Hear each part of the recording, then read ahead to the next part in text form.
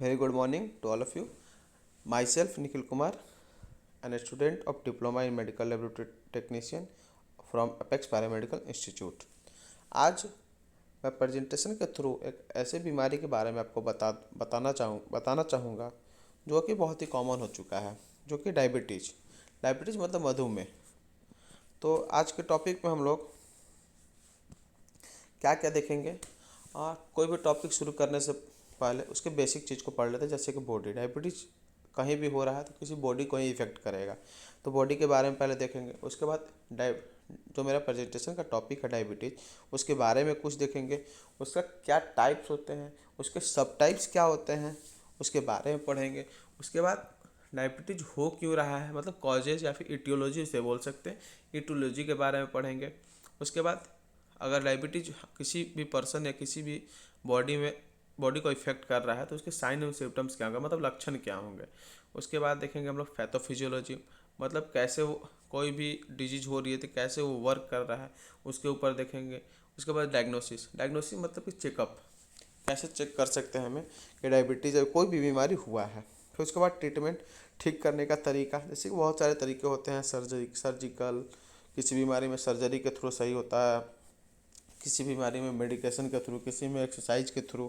फिर उसके बाद क्या कॉम्प्लिकेशन देखेंगे। कॉम्प्लिकेशन का मतलब यहाँ पे होता है कि कोई एक बीमारी के कारण कोई और बीमारी ना हो, मतलब कोई और बीमारी हो रहा है, उसी को कॉम्प्लिकेशन कहेंगे। उसके बाद रेफरेंस का मतलब कि कहाँ से ये चीज़ जो भी प्रेजेंटेशन बना हुआ है, किसके थ्रू, किसी के हेल्प से बना हुआ है, वो चीज़ के बारे में देख सकते हैं। टोटल देखेंगे तो हमारे पास 12 टॉपिक है। डायबिटीज़ के अंदर 12 टॉपिक के बारे में हम लोग देखेंगे। तो शुरू करते हैं। पहला टॉपिक बेसिक नॉलेज हम लोग देखते हैं बॉडी के बारे में। तो बॉडी होता क्या है, एक बॉडी के अंदर बहुत सारे ऑर्गन हैं जो कि सारे इंटरकनेक्टेड ही काम करते हैं। कोई भी ऑर्गन अगर एक तरीके से इफेक्ट होता है तो वो दूसरे ऑर्गन को इफेक्ट करेगा ही करेगा।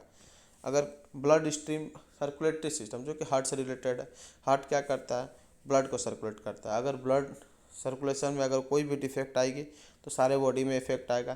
किडनी में अगर कोई प्रॉब्लम होता है तो वो भी इफेक्ट करेगा। तो ऐसा हम लोग कह सकते हैं कि अगर कोई भी कहीं पे भी डिफेक्ट हुआ, अगर हमारे हैंड या कोई भी ऑर्गन्स जैसे कि हार्ट, लंग्स, कहीं भी इफेक्ट होता है तो दूसरे बॉडी पार्ट्स को इफेक्ट करेगा ही करेगा। तो हम लोग शुरू करते हैं इंट्रोडक्शन से। डायबिटीज़, जैसे डायबिटीज़ एक ऐसा बीमारी है जो कि लंबे समय तक रहता है। लंबे समय तक रहने के कारण हमारे बॉडी में बहुत सारे प्रॉब्लम भी हो सकता है। जैसे कि diabetes is a chronic health condition that affects how your body turns food into energy. मतलब इसका कहने का मतलब है कि हमारा जो मेटाबॉलिक एक्टिविटी हो रहा है उस चीज़ को अगर अफेक्ट करने लगा तो उस कंडीशन को हम लोग डायबिटीज कंडीशन कहेंगे, डायबिटीज बीमारी कहेंगे। Second point, most of the food we take which are in the form of carbohydrate which is further converted into glucose form inside our body and release into blood stream. इसका कहने का मतलब है कि हम लोग जो भी खाना लेते हैं उसमें से ज़्यादा कार्बोहाइड्रेट के फॉर्म में लेते हैं। कार्बोहाइड्रेट क्या है, एक कॉम्प्लेक्स फॉर्म है ग्लूकोज का। कार्बोहाइड्रेट बॉडी के अंदर जाने के साथ साथ वो फर्दर कन्वर्ट हो जाता है ग्लूकोज के फॉर्म में और उसके बाद ब्लड स्ट्रीम में रिलीज हो जाता है। अब ब्लड स्ट्रीम क्या करेगा, ब्लड स्ट्रीम में ब्लड है, ब्लड सिग्नल देगा पैनक्रियाज को कि आप इंसुलिन सीक्रेट कराइए। अब इंसुलिन सीक्रेट कराएगा पैनक्रियाज पे। अब इंसुलिन का काम क्या है, वो सेल्स को सिग्नल देगा कि आप ग्लूकोज को एब्जॉर्ब करना शुरू कीजिए, जिससे बॉडी को एनर्जी मिलेगी। नेक्स्ट आते हैं हम लोग डायबिटीज के टाइप्स के। अब यहाँ पे डायबिटीज़ के टाइप्स देखें तो दो टाइप के होते हैं, डायबिटीज़ मेलाइटस और डायबिटीज़ इंसिपिडस। डायबिटीज़ मेलाइटस क्या होता है, तो diabetes mellitus it is a group of metabolic disease in which level of glucose or blood sugar gets increased over a prolonged period of time। क्या कहने का मतलब है कि ये डायबिटीज़ मेलाइटस एक बहुत सारे डिजीज़ का समूह है जिसमें ग्लूकोज का लेवल या फिर ब्लड में ग्लूकोज का लेवल बहुत ज़्यादा इंक्रीज हो जाता है, और वो भी इंक्रीज होता भी है तो बहुत लंबे समय तक इंक्रीज होता है। तो उस कंडीशन में डायबिटीज़ मेलाइटस होने का चांसेस बढ़ जाते हैं। एक कॉज होता है, it is cause due to the either the pancreas stop और become less functional to produce insulin. यहाँ पर कहने का मतलब है कि पैनक्रियाज या फिर इंसुलिन का प्रोडक्शन बंद कर देता है या फिर किसी कारणवश इंसुलिन का प्रोडक्शन डिक्रीज हो जाता है, तो इस चीज़ को हम लोग कहेंगे डायबिटीज मेलाइटस। नेक्स्ट इसका टाइप्स आता है diabetes insipidus. It is an uncommon problem that causes the fluid in the body to become out of balance. मतलब कि अनकॉमन प्रॉब्लम है जिसमें बॉडी के फ्लूइड डिसबैलेंस हो जाते हैं। डिसबैलेंस होने के कारण उसमें बहुत से कॉम्प्लिकेशन आएंगे। It is cause due to less production of ADH.